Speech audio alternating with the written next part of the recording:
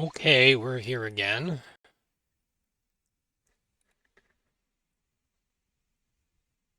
Let's see.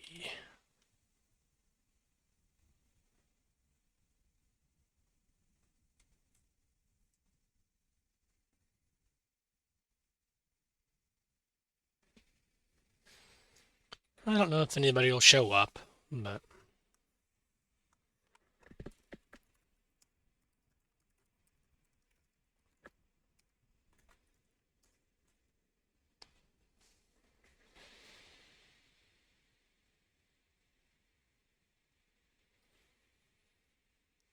there we got somebody. That's cool. I generally wait about 5 minutes to start these.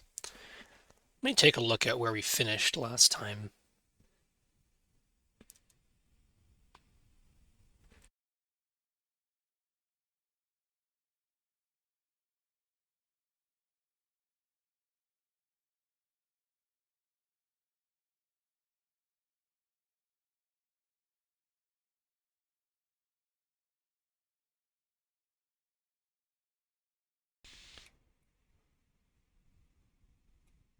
Seems like we got to question 5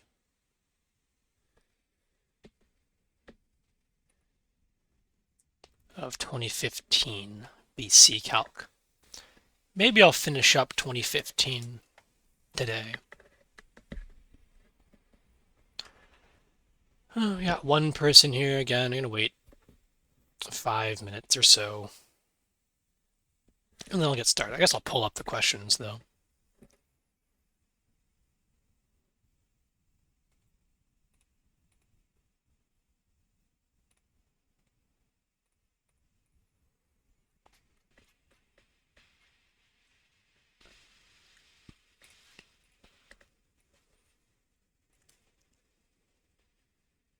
Let's get rid of this. And BC Calc 2015 FRQs. Hopefully we do problem 6, 1, and 2.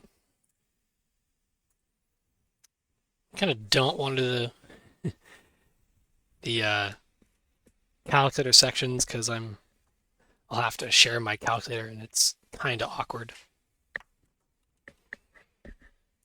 But I think I do have good advice for how to use your calculator effectively on the BC test, so I do want to show some of it at some point.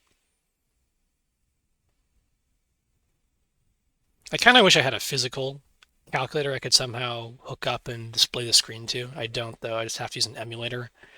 And I'm pretty slow on the emulator. Maybe that's a good thing though, so you don't just see my fingers like flying over the keyboard on a regular calculator, a physical calculator.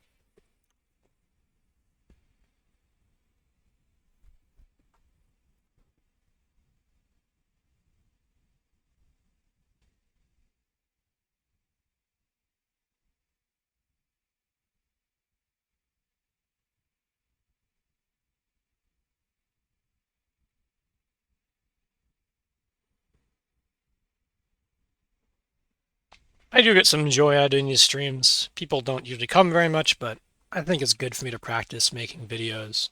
I'd like to be able to point to some videos for students.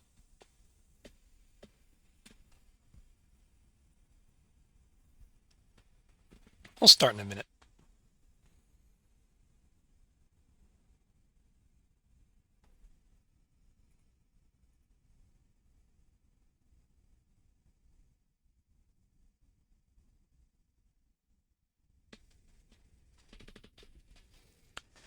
Alrighty, I guess we'll begin here. They've only got one person watching so far, which is totally fine. Okay, let's start. So we got a Maclaurin series problem. This is for the BC kids only, I guess. AB. Maybe I'll get you guys in another video. All right, the Maclaurin series for a function f is given by this sum, and they're nice enough to write out the first few terms. And oh, This is a watch phrase and converges to f of x. That means we're going to use the alternating series test. Just always means that. That's kind of a weird mathematical thing, but Lagrange error bound does not require that convergence, but alternating series does.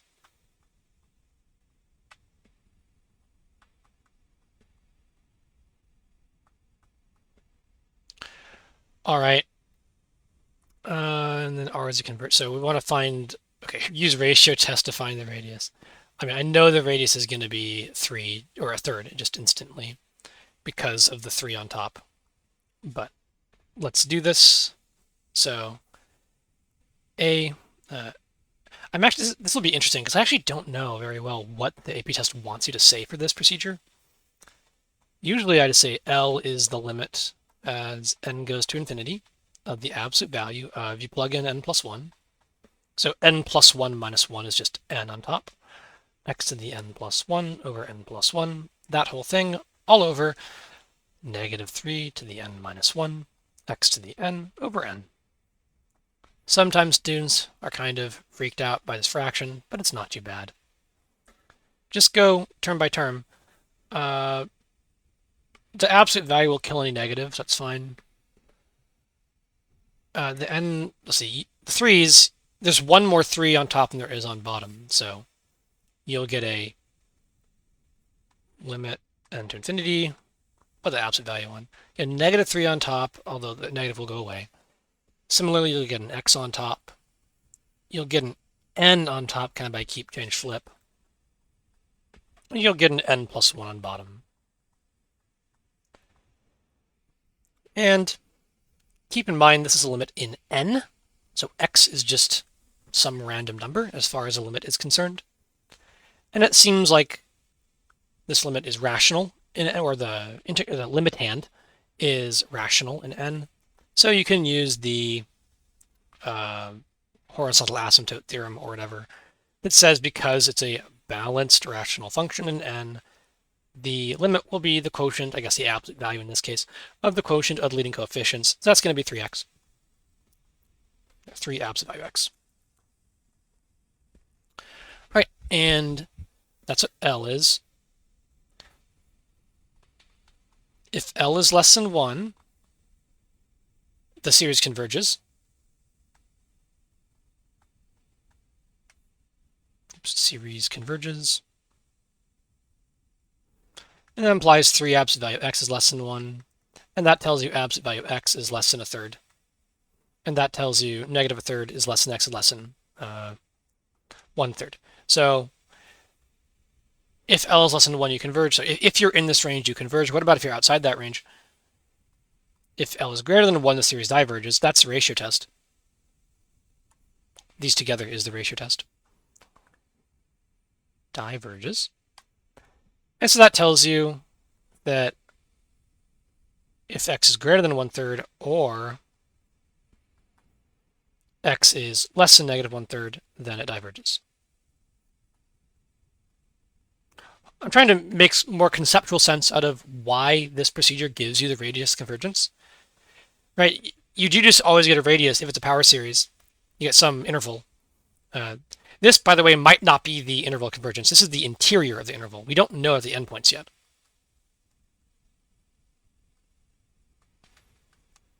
I didn't write diverges here. But if you're inside the interval, like on the interior, you converge. If you're outside the interval, outside the boundary, outside the exterior, you converge as well. No, you diverge. Sorry, you diverge. What's the radius convergence? It's just half the length of the interior of the interval convergence. So it's a third. Because a third minus negative a third over 2 is a third. Cool. All right, I took some time on that one, but I did instantly know it was going to be a third. Part B, write the first 4 non-zero terms of the Maclaurin series for f prime, the derivative of f. Express f prime as a rational function. Okay, so first 4 non-zero. It's kind of annoying they only gave me 3 here, though. Well, whatever. So the easiest way here is probably just to write out the first 4 of f, which we know is x minus 3/2 x squared plus 3x cubed. And then what's the next one? You can just plug in 4 here. That's negative 3 to the third power, which is negative 27, and then you divide by 4. So I think that makes sense. So minus 27 over 4, x to the fourth. Those are the first 4 non-zero terms for f, and you have extra stuff. Do they want a general term as well? No, they don't want the general term. But they want a f is a rational function. That's so interesting. Why would they say that? Okay.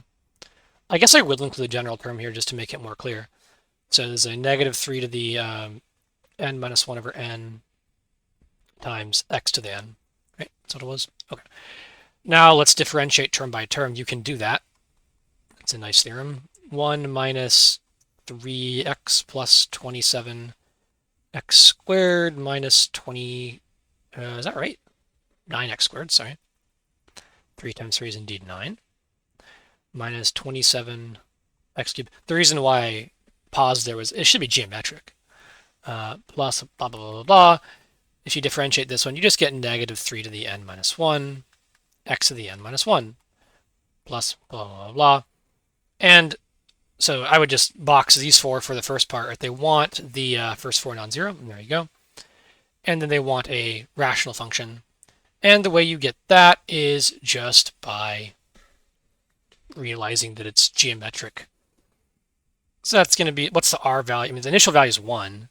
And it seems like you're multiplying by negative 3x each time. So 1 over 1 plus 3x. It's like 1 minus negative 3x, right? Cool, that's it. That's also equals f of x. So that expression is true, at least on the radius of convergence, or on the interval of convergence. All right, and last but not least, write the first 4 non-zero terms of the Maclaurin series for e to the x. Is that really it? That seems too easy. I guess that's it. Huh, that's weird. No error-bound stuff this year. Okay, well, let's do that. So e to the x is pretty easy. You should just know 1 plus x squared over 2 plus x cubed over 6 plus da-da-da-da-da. I think that's all they want. Yep, and they want you to find e to the x after the x. Third degree. All right, around 0, of course. So third degree, you just take these and multiply them by these, basically. And that'll just do it. Why is that? You have fourth degree terms, and etc. out here, right? But if you multiply them by anything over here, you'll get fourth degree or higher. And we only want to track the third degree terms, or up to the third degree. So I always recommend using just a multiplication table. This seems easiest to me. So up to e to the x on top, 1x. So we're trying to find f of x e to the x, right? We're multiplying them. So I guess the claim is that the Taylor series of the product is the product of the Taylor series. 1x x squared over 2, x cubed over 6. And then we got originally 1 minus 3x plus x to the 9, etc. So 1 minus 3x plus 9x squared plus minus 27x cubed. And we just multiply these. This table is a good way of multiplying. Because all you got to do is multiply every pair together, right? And this just geometrically gives you every pair. 1 x squared over 2, x cubed over 6, negative 3x, negative 3x squared. I'm just multiplying. Negative 3/2 x cubed. I don't need to fill this one in because it's going to be degree 4, and I only want to up to degree 3, so I can just stop there to be efficient. 9x squared, 9x cubed. I don't need to do this one. I don't need to do this one as well, and I just have negative 27x cubed. Notice they often, like the like terms, appear on diagonals, usually. So the answer is going to be 1 plus, take care of that guy, how many x's? Negative 2x, so 1 minus 2x. And then how many squares do I have? 9 minus 3 is 6 plus a half. That's 13 halves, I think. I feel like I'm doing arithmetic wrong, but we'll check anyway. And then for cubes, it's kind of annoying. And negative 27 plus 9, that's negative 18. So negative 18. Take care of those two. And then I have this one and this one. Negative 3 halves plus a sixth. Yuck. That is negative 9 sixths plus a sixth. That is negative 8 sixths. That's negative 4 thirds, I think. That seems right. It gets slightly less negative. Okay. And then I need to add it to negative 18. Negative 18, 18 times 3 is 54, I think. Yeah, I'm right, 54. So this is negative 54 over 3, and then you add it to negative 4 thirds. Negative 4 thirds. And this is all scratch work. I know it's not, like this equality is not quite true if I just slap this plus on, but whatever. And it's negative 58 over 3, and that's not divisible. So I think that's just it. That seems high chance of being wrong. I guess I'll check this work because I don't know if I trust my arithmetic. Well, actually, let me try checking my work just by hand before I rely on the answer key. Always good to do that. Let's just go back to A and see if I made a mistake. I'm certain that A is correct. Well, pretty much certain. Yeah, there's no way. Yeah, it's definitely a third. This seems totally fine. Right, the first four non-zero terms for f prime. Let's look at these. 1, negative 3, 9. Yeah, that's right. And then my geometric was correct. Yeah. The only thing I maybe messed up was this last one here. Potentially. I'm going to do my math one more time. Negative 27, 9, negative 18, negative 3 halves, and the sixth is negative 4 thirds. Man, I guess so. They want me to do anything else besides that, and that's P3 of x.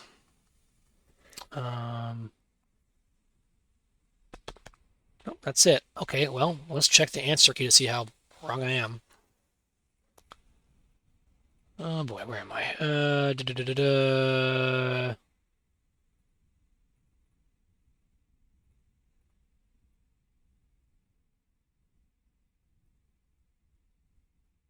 want to see the answers.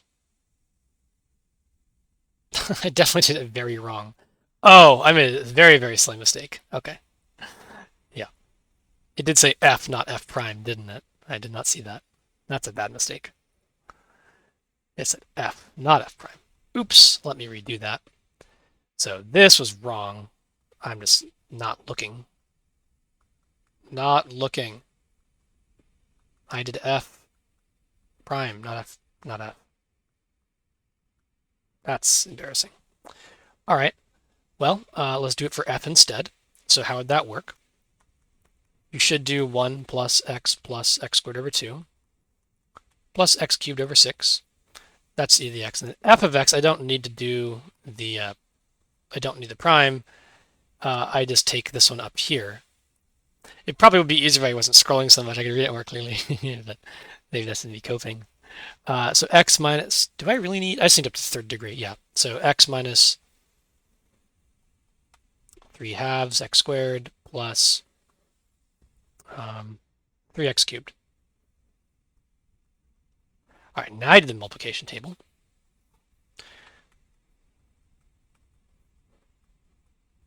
Same process works though, as long as you don't read it incorrectly.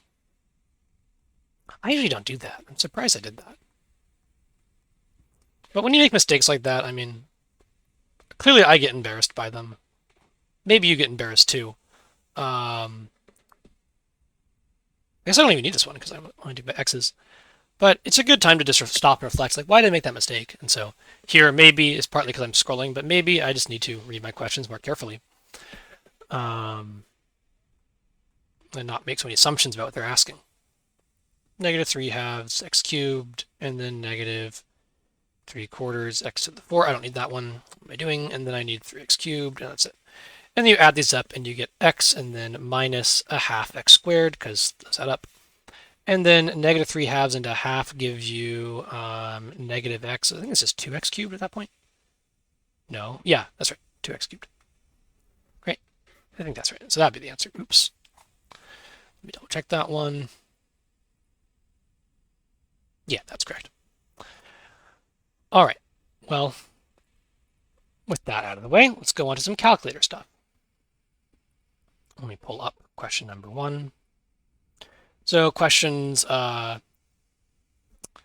through, 3 through 6 are always going to be non-calculator, and 1 and 2 are going to be calculator. Let me just screenshot the calculator one.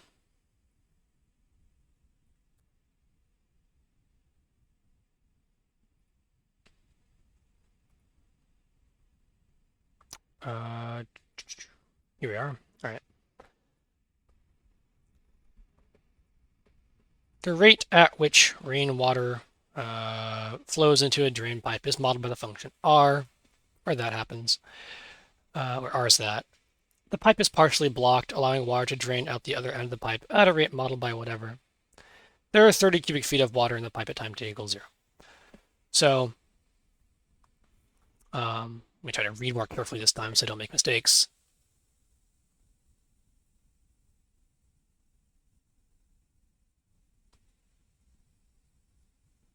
Okay, yeah, this sounds like a pretty standard double rate problem.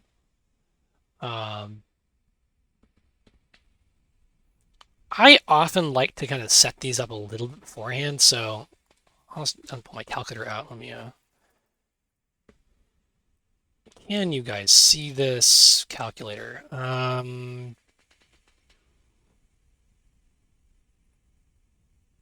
you can. Okay, I'll turn it off for now.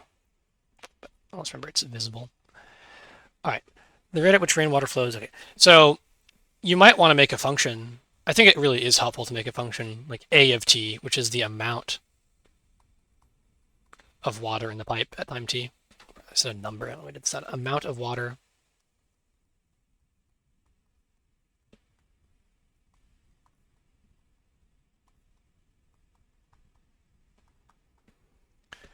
What do I know about A? Well, I know it tells me A of 0 is 30 here.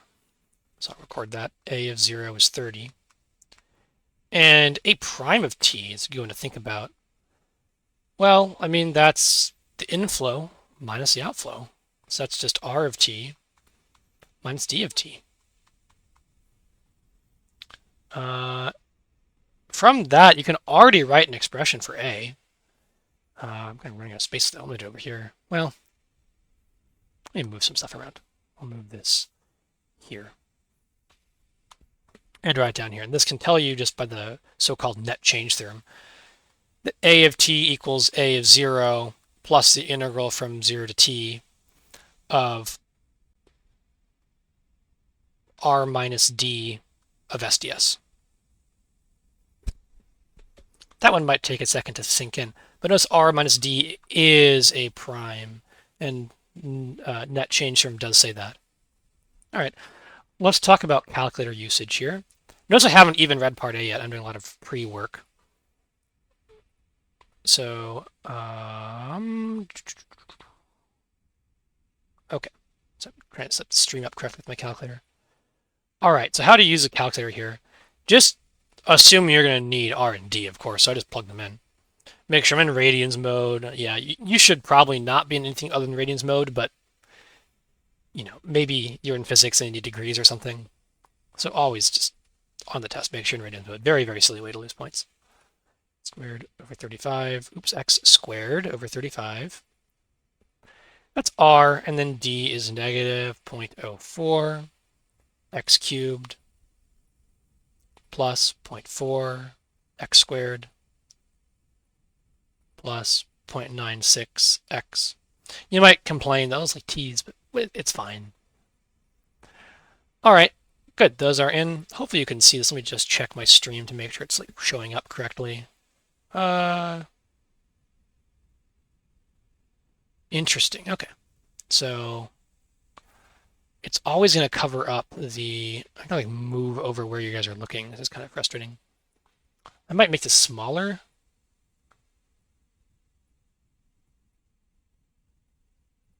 That might be more manageable. I'm not sure, but hopefully, yeah, where it appears on my screen is not the same for you guys.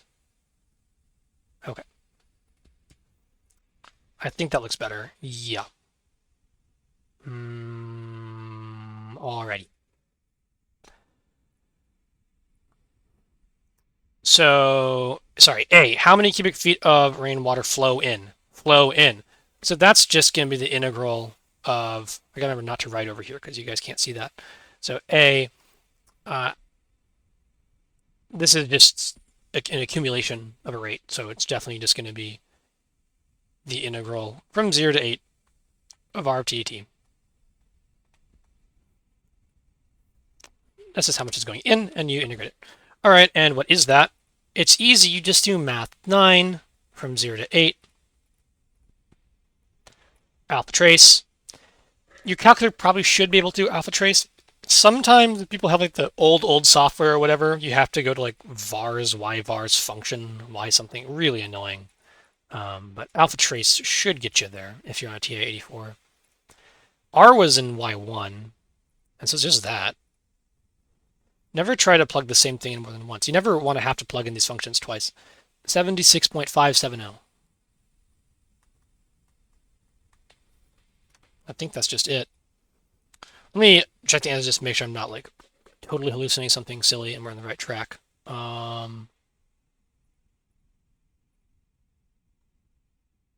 Yeah, okay, we're doing good. All right. Next is going to be B. Is the so A, it might strike you as actually very simple. It is very simple. Right. B. Is the amount of water increasing or decreasing? That's a rate question. Is the amount of water increasing or decreasing? So they're asking is A increasing or decreasing? That's the same thing as is A prime positive or negative? Oh, it's A prime. That's the same thing as is R of t minus D of t positive or negative because A prime is R minus D. Is this negative or positive? That's the same thing as finding the sign. Well, I guess that's just it. We'll just check R of 3 minus D of 3. That's all it is. So that's the same question. So what is R of 3 minus D of 3? Well, just go to your calculator. Alpha trace y1 of 3 minus alpha trace y2 of 3. It's negative. So I'll try to give a good answer here. So the amount of water is decreasing at time 3.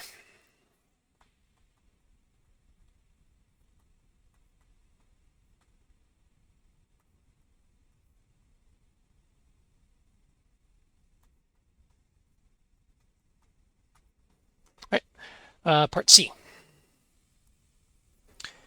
At what time is the amount of water in the pipe at a minimum? That's a candidates test problem.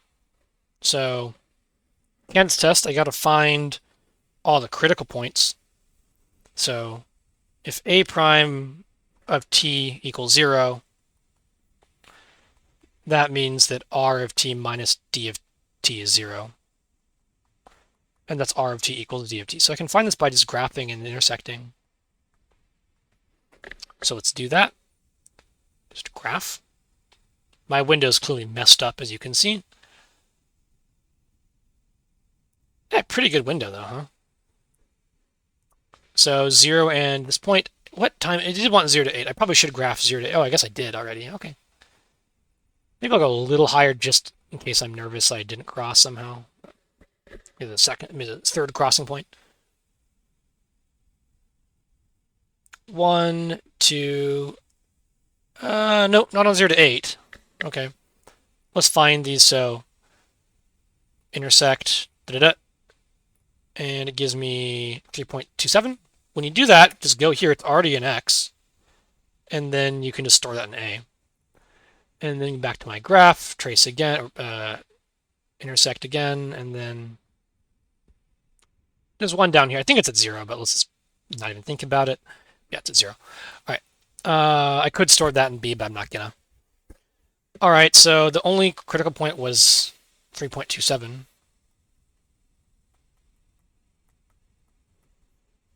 I stored my calculator, so I don't need to worry about it.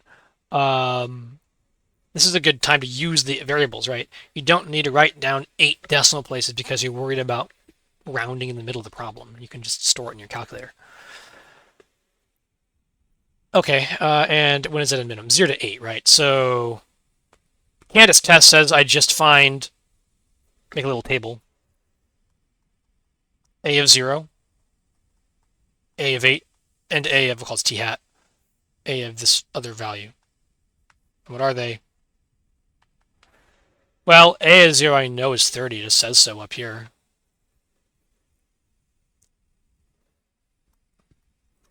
How do I find A of 3.27 whatever? Well, remember I have this formula here I made up already.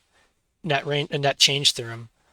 So that's just going to be, so A of this magic number t hat is going to be the integral from, sorry, it's going to be 30 plus the integral from 0 to t hat of r minus d of t dt. Let's just do that on the calculator. It's not that hard. I'll add 30 in a second, but math 90 to, oh my gosh, what's t hat? Do I have to plug it in? No, I just have to say, what do I call it, A? Yeah. All right, and then r, do I have to write out the function for r? No, I don't. Alpha trace y1. Just that, it's easy, plus 30, because I forgot to add 30 already. 27.96. Need 3 decimal places, don't I? 965. And A of 8, same exact thing. A of 8 is the same integral 30, but you just go up to 8 now. See, integrals are your friend. They're easy.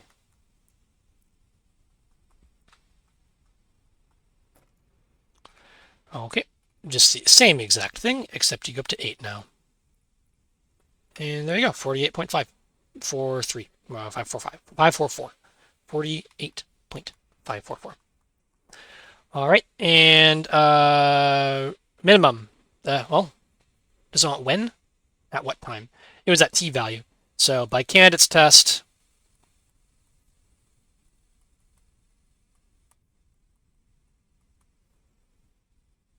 A has, or A attains its absolute min. You could phrase it better as, oh, the water's at a minimum at time the absolute min. You'll notice I am very wordy. On 0 to 8 at t hat equals, or maybe it's t equals, what was it again? Let's go here and say what A was, 3.272.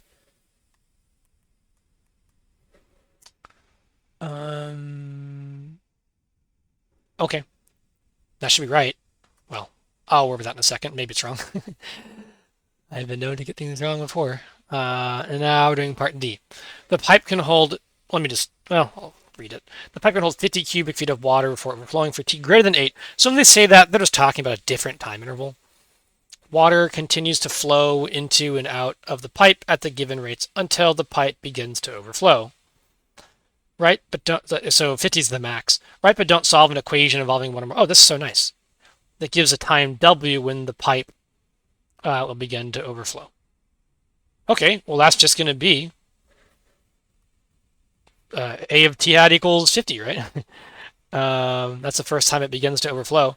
But what they want you to write an integral for this, but we know A of t hat. That's just 30, oops, plus the integral from 0. They called it W, didn't they? Yeah, they called W. 0 to W of, I'm pretty sure you can just say R of t minus D of t dt equals 50 and call that good. That's it. Okay, let's see how many mistakes I made.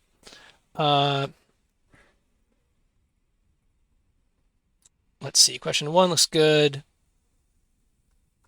Decreasing, 3.27. Yep. Yeah, they even use R and D, as I said. All right. Well, lucky me, I did that one right. Okay.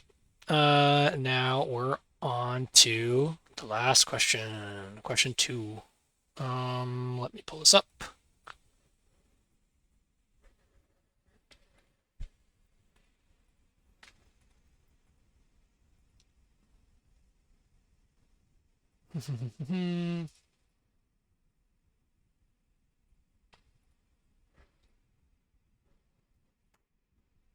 I wonder if I should like review these beforehand to make sure I don't make mistakes, or if you guys actually get something out of me making mistakes. I'm always wary about that. I mean, I think a lot of people will say like, "Oh, students get a lot when you make out of you making mistakes," but I don't know. I can imagine it's very frustrating to a student if their tutor or teacher is always making mistakes. Um, there is something to be said for not expecting yourself to be perfect, of course, and trying to learn from your mistakes. And it's important to have a good attitude about it. But I do understand that people also want um, a clear, clean explanation where they don't have to double check 10 minutes later in the video if, oh, that was all wrong. I like to think I don't make too many mistakes, that it's okay, but you know. All right. So we're doing number 2 here, and hopefully my calculator's in a good spot. Let me just double check. Yeah, looks fine. All right. At time t greater than or equals 0, a particle moving along a curve in the xy plane has. Okay, so we're doing a two-dimensional particle motion problem, or you can also think of it as a parametric. AB Calc students, if you happen to be watching, this is not too not useful for you because this is similar to one-dimensional motion. So, but this is a BC topic though. All right. So first things first, I just go ahead and plug these in. Now, there's 2 ways to do these. You can put them on y1 and y2, and that's like fine. You can also go to your parametric mode on your calculator and do it there. I don't know. I think I'll do it in y1 and y2. I usually do it in parametric, but I don't know. I don't think it matters that much. So the first one's going to be x, and the second, or I guess dx dt, cosine of x squared. And the second one's going to be e to the 0.5t. Those are not very hard things to differentiate. Okay. All right, A, find the x-coordinate position at time t equals 0. Well, that's really easy. X of 2 minus x of 0. I'll use the net rate, the net change theorem. I like to use FTC. I just like to start like this. That's the setup for FTC, but fine. A lot of people like this net change theorem better. X of 0 plus the integral from 0 to 2 of, I guess, dx dt, which is just this guy's dx dt and this guy's dy dt. Dt. And notice that x of 0 is 3, x of 1 is 3. What am I doing? I said x of 0. I should have done x of 1. Oops, let me do that.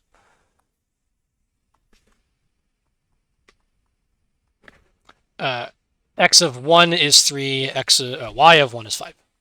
I don't need y of 1 right now, but okay, and that's just, well, 3 plus, and dump that integral in.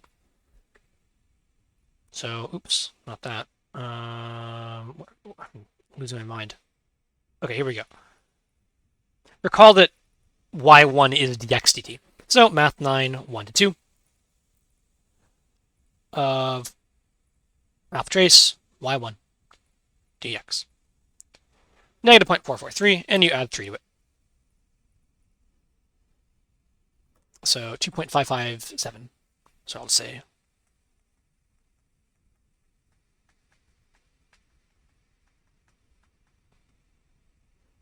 all right, that's it.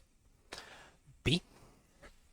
Is there, oh, sorry, for 0 less than t less than 1, not is there. There is, oh my gosh, there is a point on the curve at which the line tangent to the curve has a slope of 2. So line tangent to the curve has a slope, okay, that's just dy dx. They're saying dy dx equals 2.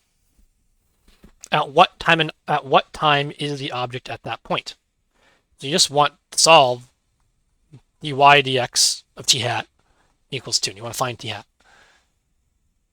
Well, recall that's just dy dt over dx dt equals 2. So let's actually just do that on the graphing calculator.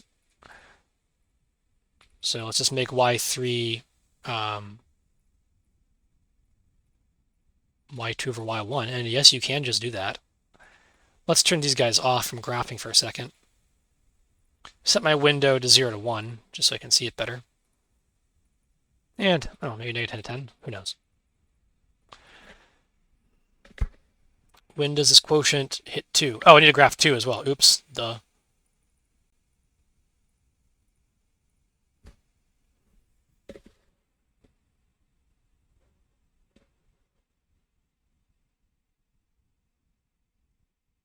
Okay, somewhere over there. Second calc intersect. Up. And there it is at 0.840164. Okay, 840. Now, I know it says x, but you have to interpret that as... So I'll say graph t hat equals, what was it again? 0.840. Cool. Find the time, and if you really want to like double check that, I mean, you don't really have to, but you can just check on your calculator that y2 of x over y1 of x is 2. Now, why did x work? Well, remember that it stores it already into x. So it's plugging in that value. All right, so looks good. And then find the time at which the speed is 3. Well, that's similar. The speed is just square root of dx dt squared plus dy dt squared. So again, you just want to solve equal to 3. I'm just going to graph it. It's not that bad. It's going to y, and I probably don't need this one anymore, so I'll clear it out. Instead, I'll just do square root of y1 squared plus y2 squared, and see where it's 3.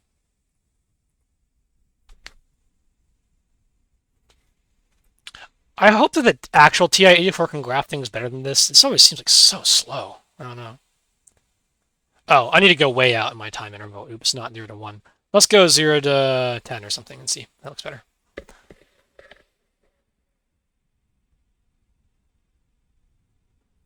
Again, you might get the wrong window. That's always a possibility, so don't be afraid to change your window around. Okay, there it is.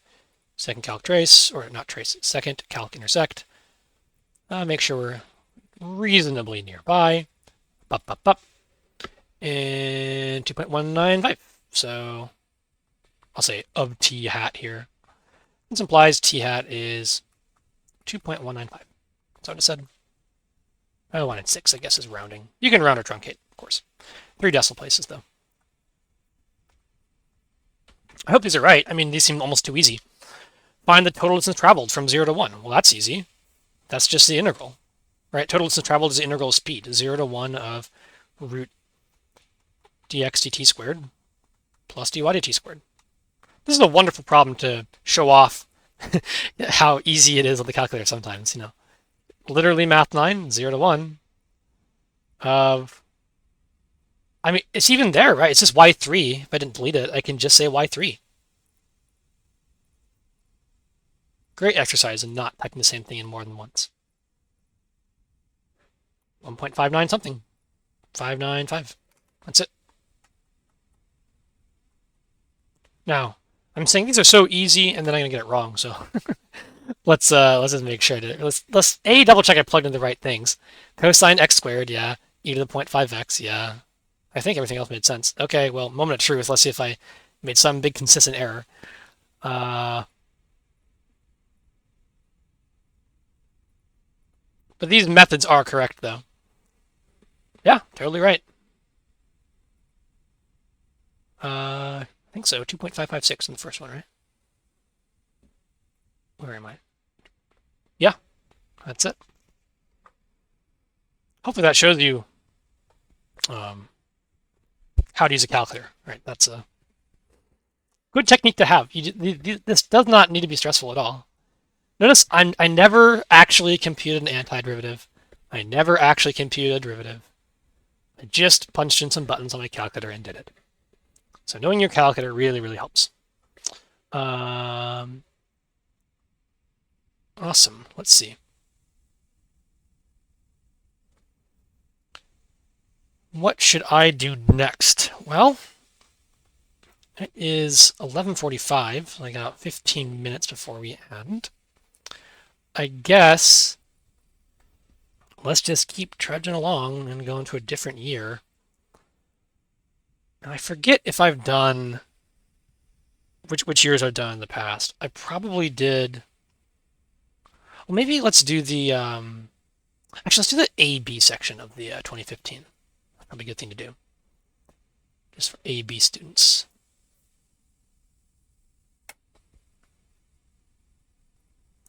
Many will be the same because nobody has time to make new questions, of course.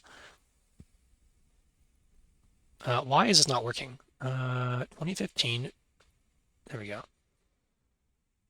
First question was identical. Different calculator question for AB. So let's do that one.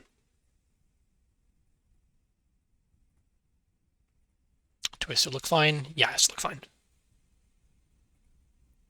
All right, so this is switching gears to AB and not BC.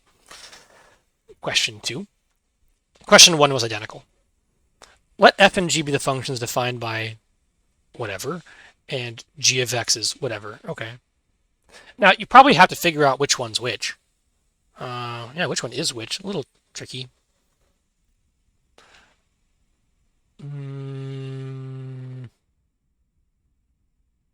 I'm really guessing that this one is the quartic one. I sorry, this one is the quartic one. Because this looks like it's potentially always concave up at least.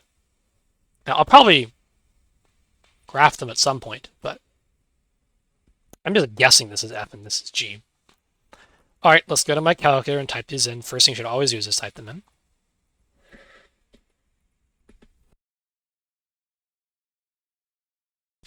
All right, so we got 1 plus x plus e to the weird function, x squared minus 2x, okay. And then we got x to the 4 minus 6.5 x squared, oops.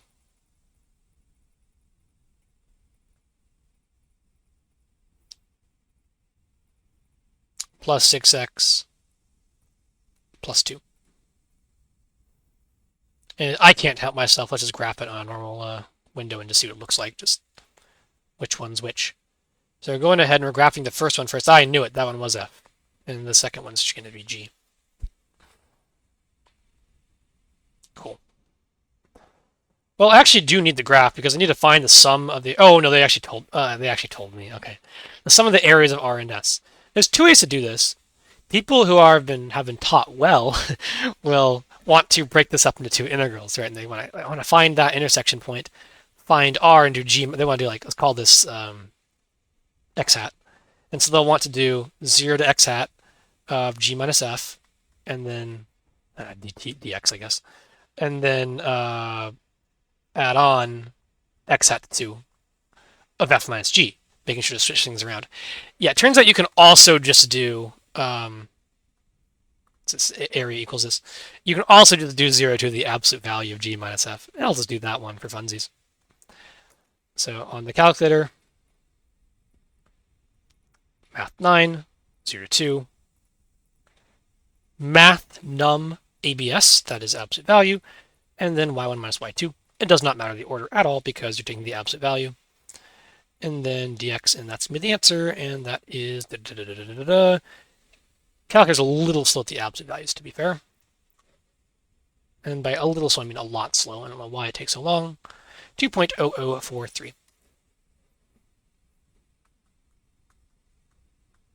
Cool. B, region S, so just this guy. So I do actually need to find this intersection point. Let's go to my graph and trace that intersection point, or intersect. It's that middle one. I probably should zoom in, but it's fine. I think it found at 1.0328, so I would just quit out and store that in something. All right, so A is now the intersection point. So I'm going to call this. Yeah, that's fine. All right. So I won't call this x hat anymore. I'll call this little a. Region S is the base of a solid whose cross sections are squares. Find the volume. If you're really familiar with this, it's very easy. It's just the area is a to 2 of f of x minus g of x squared. Now, why is it that? Well, I mean, just remember that this is this length here for this square cross section, I'm going to draw it over here as well, is f of x minus g of x when you're at x.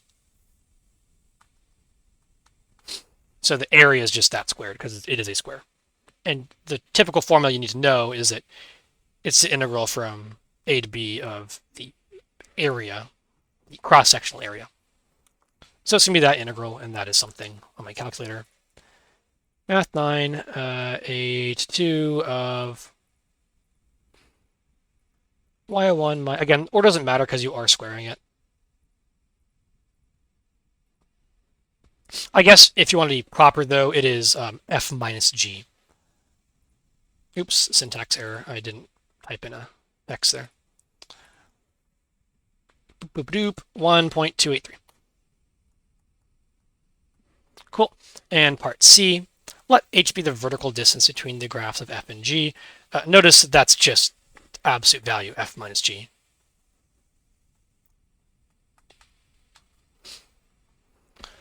And find the rate at which h changes with respect to. Sorry, I know I use the non, like there's no x's involved. Let me write it in a better way that you guys will probably like more. H of x is the absolute value of f of x minus g of x. Now in this problem, we're only looking at 1.8, so it's going to be, I'll just say it's f of x minus g of x near 1.8.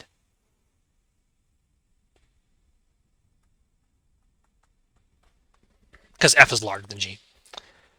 Find the rate at which h changes. Isn't that just h prime of 1.8? That's going to be f prime of 1.8 minus g prime 1.8.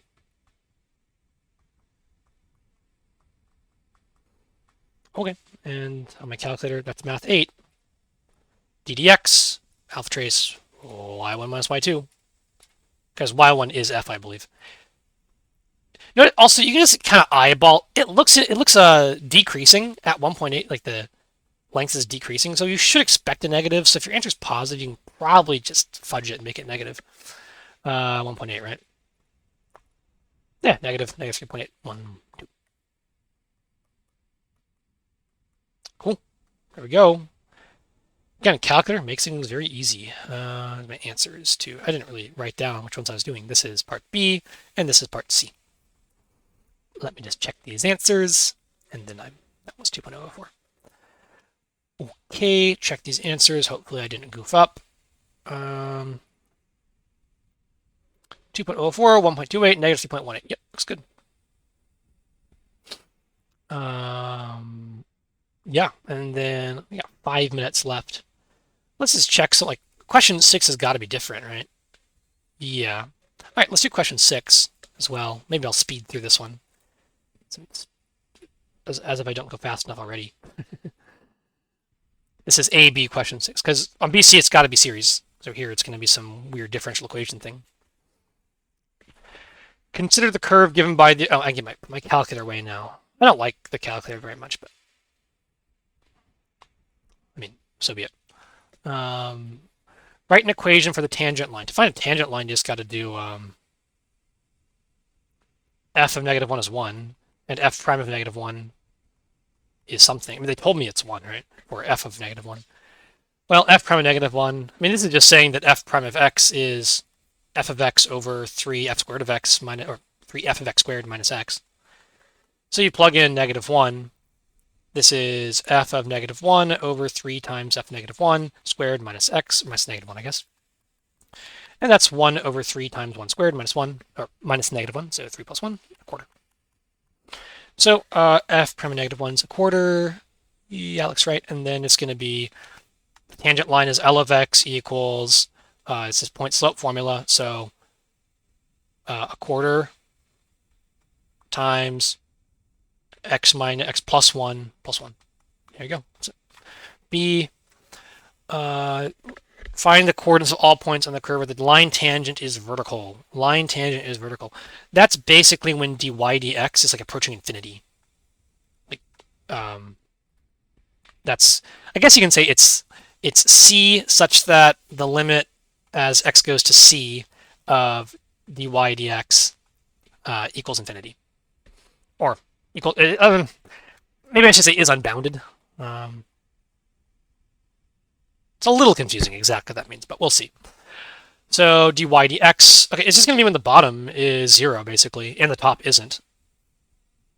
So solve y over 3y squared minus x equals, well, equals infinity. So that's just 3y squared minus x equals 0, and y doesn't equal 0.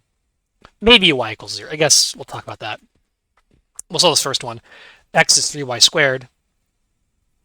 I didn't even look at this first part. That's crazy. I didn't even look at that. But okay.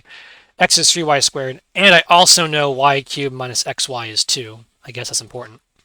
You can plug in x now. So looking at those two together, y cubed minus 3y cubed is 2. Negative 2y cubed is 2. Y cubed is negative 1. Y is negative 1. And that's good because that means the top isn't 0. I don't need to worry about that. And when y is negative 1, what's x? You can just plug in here. X is 3 times negative 1 squared, so x is 3. So 3 comma negative 1. Let me just make sure that works. If I plug in, yeah, I get a 0 on bottom, which is good. And then is actually on the curve. 1 cubed, so negative 1 cubed. So negative 1 minus 3 times negative 1. Yeah, that's 2. All right, this looks good. 3 comma negative 1.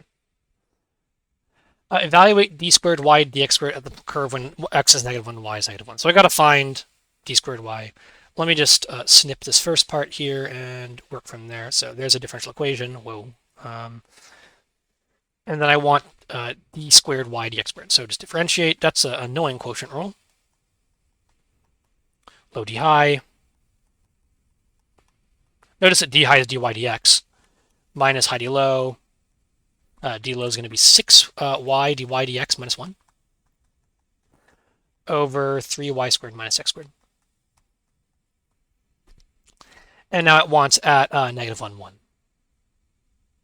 Notice at negative 1, 1, what is dy dx? We already kind of figured that out. It was a quarter.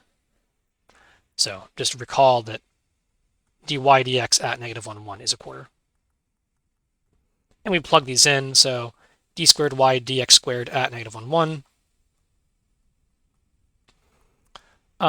We get 3 times 1 minus 1 times a quarter minus 1 times 6 times a quarter. 6 times a quarter, not 6 and a quarter. Minus 1 over 3y squared minus x. 3 plus 1. Oops, that's a mistake I was going to make. Jeez, 3 plus 1 there. Careful. Maybe plus 1 squared. 4 times a quarter is 1, and then we have 6 times a quarter is 3 halves, so minus 3 halves minus 1 is a half. 1 minus a half over 4. If memory serves correct, this is correct. I easily can make a mistake with this stuff. A half over 16, that's a 32nd. Okay, I'll just try that and see if that's correct. So let's look at my answers now. This will be the last problem for today. A quarter, 3 negative 1, a 32nd, did it. All right, sometimes speed is a good thing. Gotta get in that groove, you know. Well, I don't think many people showed up today, which is fine. I think I'll continue doing these. Hopefully people will watch them when I do make these into videos. Well, thanks to anybody who popped in that I didn't see. And have a good one. Hopefully this is helpful. Bye.